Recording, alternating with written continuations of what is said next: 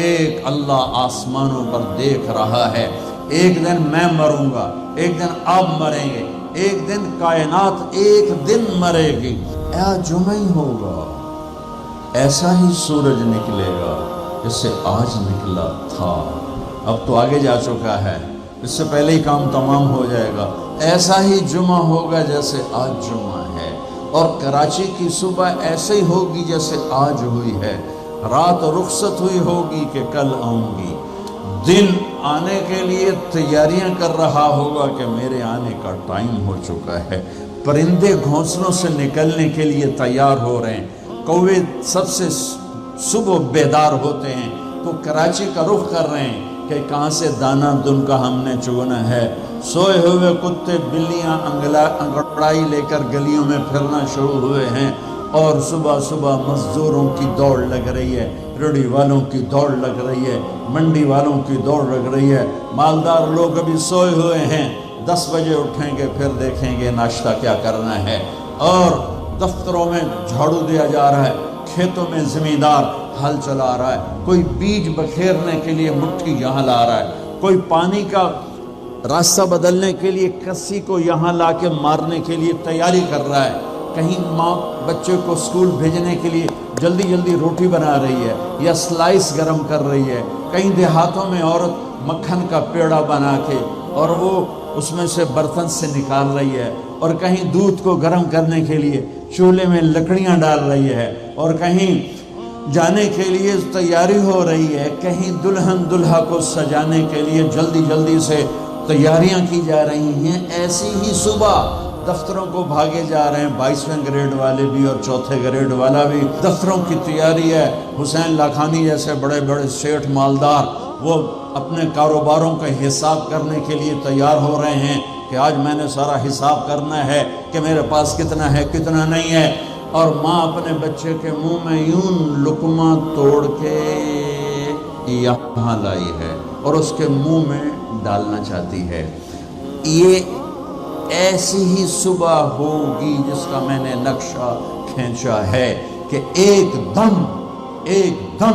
فَإِذَا جَاءَتِ الطَّامَّةُ الْكُبْرَى فَإِذَا جَاءَتِ الصَّاخَّةُ إِذَا زُلْزِلَتِ الْأَرْضُ زِلْزَالَهَا وَأَخْرَجَتِ الْأَرْضُ أَثْقَالَهَا وَقَالَ الْإِنسَانُ مَا لَهَا إِذَا الشَّمْسُ كُوِّرَتْ وَإِذَا النُّجُومُ انكَدَرَتْ وَإِذَا الْجِبَالُ سُيِّرَتْ وَإِذَا الْعِشَارُ عُطِّلَتْ وَإِذَا الْوُحُوشُ حُشِرَتْ وَإِذَا الْبِحَارُ سُجِّرَتْ۔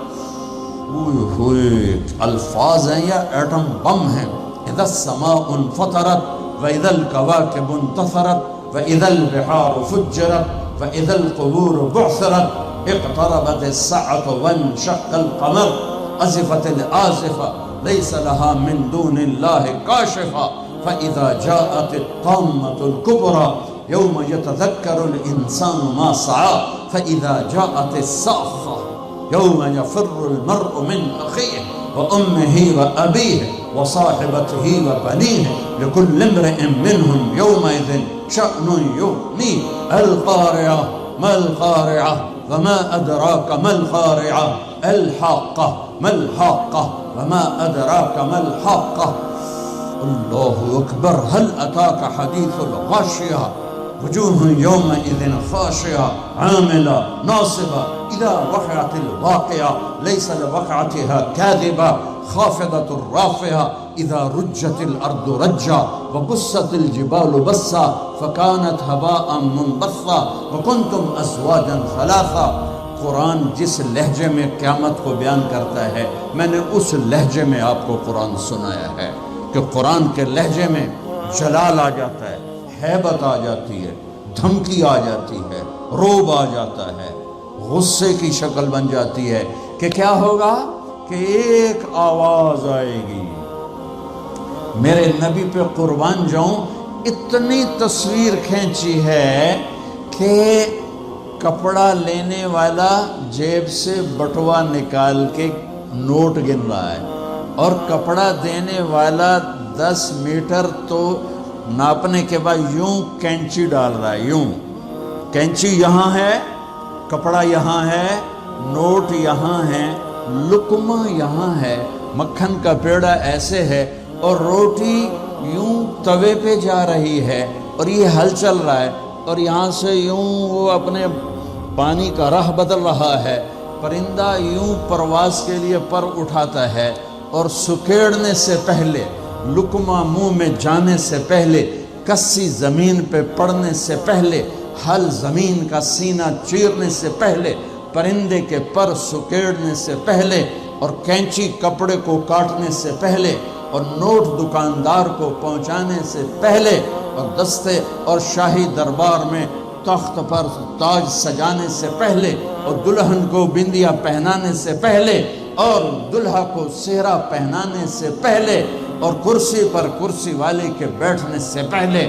ایک خوفناک آواز آئے گی اور لقمہ یوں چلا جائے گا، ماں ادھر گرے گی، بچہ ادھر گرے گا، مکھن کا پیڑا ادھر جائے گا، برتن وہاں جائے گا،